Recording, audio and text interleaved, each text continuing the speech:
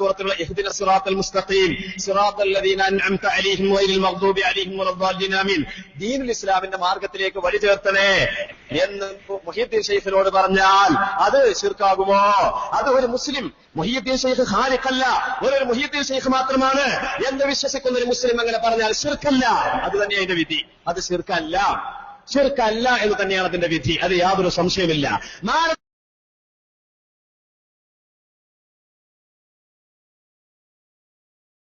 ثم إذا كشف الله عنكم إذا فريق منكم بربهم يشركون.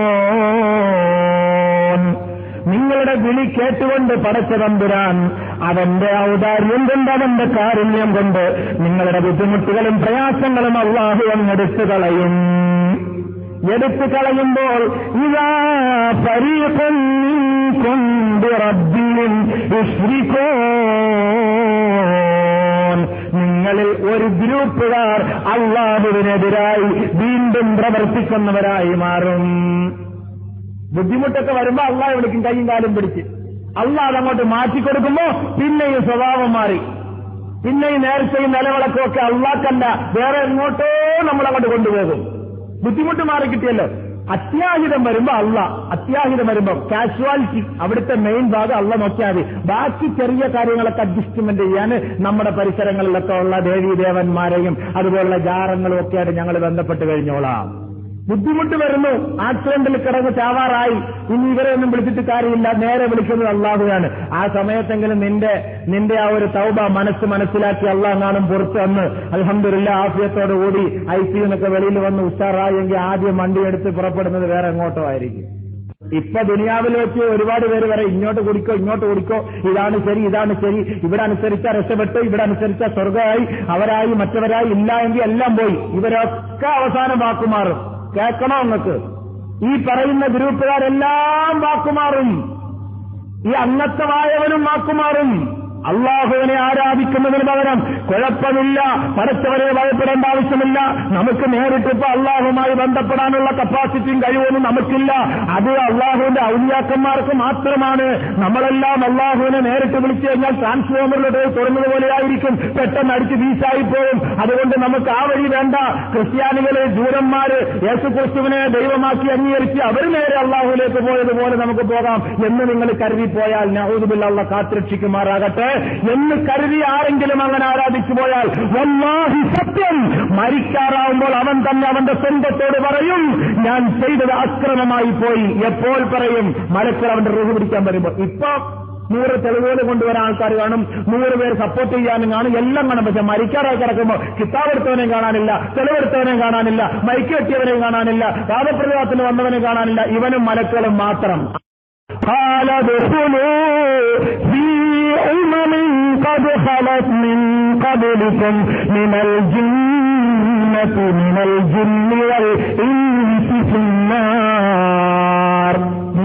മുൻഗാമികൾ തുടക്കം കുറിച്ചിട്ട് പോയ ആശാമാരുണ്ടല്ലോ, മുൻഗാമികൾ ഇങ്ങനെ അങ്ങോട്ട് ചെയ്താൽ മതി, ഇങ്ങനെ ചെയ്താൽ മതി, അള്ളാഹുമായിട്ടൊന്നും ബന്ധപ്പെടുന്ന കാര്യങ്ങൾക്കൊക്കെ ഇങ്ങനെ വന്നോളൂ എന്ന് പറഞ്ഞ് നമ്മൾ എന്തെങ്കിലും ഒന്ന് മാറ്റി അള്ളാഹുലേക്ക് അടിക്കുമെന്ന് പറഞ്ഞാൽ അയ്യോ മുൻഗാമികൾ ചെയ്തത് ഇങ്ങനെയാണ്, നമ്മുടെ മഹാന്മാർ ചെയ്തത് ഇങ്ങനെയാണ് എന്നൊക്കെ പറഞ്ഞ് പാവപ്പെട്ട മഹാന്മാരെ അനാവശ്യമായിട്ടൊക്കെ പറയും. പക്ഷെ അവരിലും ഒരുപാട് പേര് മഹാന്മാരെന്ന പേരിൽ ജീവിച്ചവർ കാണും. പക്ഷെ അവർ അള്ളാഹുമായി ബന്ധമില്ലാത്തവരാണ്, കേവലം പൈസായ്ക്ക് വേണ്ടി മാത്രം ജീവിതം ഒഴിഞ്ഞു വെച്ചവരായിരിക്കാം. അള്ളാഹു പറയുകയാണ് ഇവനെയൊക്കെ നരകത്തിൽ തള്ളുമ്പോൾ ഇവന്റെ പിൻഗാമിയായി, അനുയായികളായി, ഗ്രൂപ്പിന്റെ സംഘാടകരായി ജീവിച്ച് വളർന്ന ഇവന്റെ റൂഹ് പിടിച്ചിട്ടും ഇവരുടെ കൂട്ടത്തിൽ ഇവനെ വലിച്ചു നരകത്തിലേക്ക് എറിയുമ്പോൾ അബൂജഹൽ തന്റെ സൈന്യവുമായി നേരെ പടയെടുത്തു കൊണ്ടുപോയി കാബയുടെ വാതിൽ തുറന്ന് കാബയ്ക്കകത്ത് കയറി കാബയുടെ കില്ല പിടിച്ചുകൊണ്ട് ദുആ ചെയ്തു. അല്ലാഹുമ്മ യാ റബ്ബ ഹാദൽ ബൈത്ത്. എങ്ങനെ വിളിച്ചേ? അല്ലാഹുമ്മ. നമ്മൾ വിളിക്കുന്നത് ദുആ ചെയ്യുന്നത് അല്ലാഹുമ്മ അന്തസ്സലാം, അല്ലാഹുമ്മ റബ്ബനാ ആതിനാ, അല്ലാഹുമ്മ ജഅൽനാ ബിൽ ഈമാനി കാമിലീൻ. എന്താ വിളിച്ചത് അബൂജഹൽ? അല്ലാഹുമ്മ യാ റബ്ബ ഹാദൽ ബൈത്ത്. ഈ വീടിന്റെ ഉടമസ്ഥനായ അല്ലാഹുവേ. അല്ലാഹു അക്ബർ. അബൂജഹൽ വിളിച്ചത് ആരെയാ? പിന്നെ എന്താ നിങ്ങൾ റളിയല്ലാഹു അൻഹു പറയാത്തത്? അബൂജഹൽ വിളിച്ചത് അള്ളാഹുവിനെ ഹദീസാണല്ലോ ഇത്. അല്ലാഹുമ്മ യാ റബ്ബ ഹാദൽ ബൈത്ത്.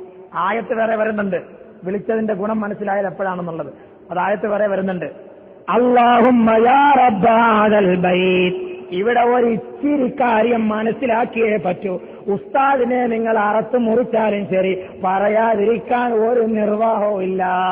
റസൂലുള്ളാഹി സ്വല്ലല്ലാഹു അലൈഹി വസല്ലമ തങ്ങൾ ഈ ലോകത്തേക്ക് വന്നത് അല്ലാഹുവിനെ പരിചയപ്പെടുത്താനല്ല. റസൂലുള്ള വന്നത് അല്ലാഹുവിനെ പരിചയപ്പെടുത്താനല്ല. നമ്മൾ ഒരു പക്ഷേ പറഞ്ഞേക്കാം അല്ലാഹുവിനെ പരിചയപ്പെടുത്താനാണ് റസൂലുള്ള വന്നതെന്ന്. ഒരിക്കലുമല്ല. അബൂജഹൽ വിളിച്ചതും അല്ലാഹുവിനെ, ബദറിലിരുന്ന റസൂലുള്ള വിളിച്ചതും അല്ലാഹുവിനെ. എവിടെയാണ് പെശക് പറ്റിയത്? ക്രിസ്ത്യാനികൾ വിളിക്കുന്നതും ദൈവത്തെ, ഹിന്ദുക്കൾ വിളിക്കുന്നതും ദൈവത്തെ, മുസ്ലിങ്ങൾ വിളിക്കുന്നതും അല്ലാഹുവിനെ. പക്ഷേ നമ്മൾ ക്രിസ്ത്യാനിയുമല്ല, നമ്മൾ ഹിന്ദുക്കളുമല്ല, നമ്മൾ അബൂജഹലിന്റെ പാർട്ടിക്കാരുമല്ല. പിന്നെ നമ്മൾ മുസ്ലിങ്ങള് അബൂജഹൽ എന്ന് കേൾക്കുമ്പോൾ ലാനത്ത് പറയും, നമ്മുടെ സഹാബാക്കളുടെ പേര് കേൾക്കുമ്പോൾ തർളിയത്തിയല്ലോ. എവിടെയാണ് പിഴച്ചുപോയത്? എവിടെയാ പിഴച്ചത്? ോജമാരുടെയും കറാമത്ത് പറയണ്ട, നിങ്ങൾ പറയിപ്പിക്കണ്ട, നിങ്ങൾ ഏർപ്പാട് നിങ്ങൾക്ക് നിർത്തുന്ന നല്ലത്. മനുഷ്യന്മാരെ കുരങ്ങാക്കരുത്. ആളുകൾ ഒരു ഏർപ്പാടില്ലാത്ത ആളുകളുണ്ട് ഔലിയാപ്പാവുക, പിറ്റേന്നോന് പിറുപുറു 4 ദിവസം അവിടെ അജ്മീർ പോവുക, 5ാമത്തെ ദിവസം താടിയും വെച്ചിട്ട് പുറുപുറു നടന്നു വരിക. അതിന് അലിപ്പറിയോ വാ അറിയോ ഒന്നും അറിയില്ല. ഈ ജാതി കുറച്ച് കച്ചവട ഔലിയാക്കന്മാർ ഇറങ്ങിയിട്ടുണ്ട്. ഇതൊക്കെ കണ്ടു കെട്ടേണ്ടതാ. ഇത് തമാശയല്ല പറഞ്ഞത്. ഏത് ഔലിയാണ് ഇവൻ? എവിടുത്തെ ഔലിയാണ് ഇവൻ? ഇതൊക്കെ ആലിമീങ്ങൾ നല്ല പോലെ ശക്തമായി പറയണം. ആരിതിൽ പേടിക്കേണ്ട ആവശ്യമില്ല. ഇവരെ കയ്യിൽ ഔലിയില്ല, ശർക്കരയില്ല, ഒന്നുമില്ല. ഇവർ ഔലിയല്ല, ഇവർ ശർക്കര പാപ്പയല്ല, ഇവർ ഔലിയ പാപ്പയല്ല, ഇവരൊരു പാപ്പയല്ല. ഇവരോരെ വീട്ടിലെ പാപ്പയാണ്. അവർക്ക് ഇങ്ങനെ വലിയ വലിയ വീട് കയറ്റണം, ലക്ഷക്കണക്കായ ബിസിനസ്സുകൾ നടത്തണം. അതുകൊണ്ട് എന്ത് വന്നാലും വേണ്ടില്ല എന്നിടത്താണ് ഇപ്പോൾ ഞാനുള്ളത്. എല്ലാ കൊല്ലവും ഇങ്ങനെ ഒരു പ്രഭാഷണത്തിന് ആള് കൂടണം എന്ന നിർബന്ധമൊന്നും എനിക്കില്ല. കൂടിയ ജനങ്ങളോട് സത്യം പറയണം എന്ന ഉദ്ദേശം മാത്രമേ.